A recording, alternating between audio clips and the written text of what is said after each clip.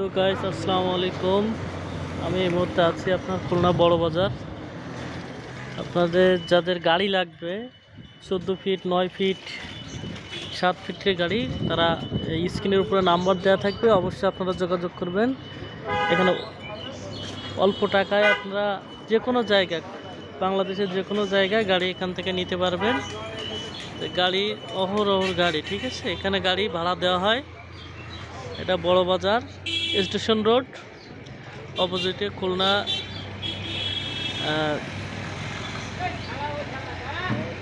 বড় বাজার লঞ্চ ঘাট আইডব্লিউ ঘাট, ঠিক আছে, এর অপোজিটে আপনার এখানে গাড়ি ভাড়া দেওয়া হয়।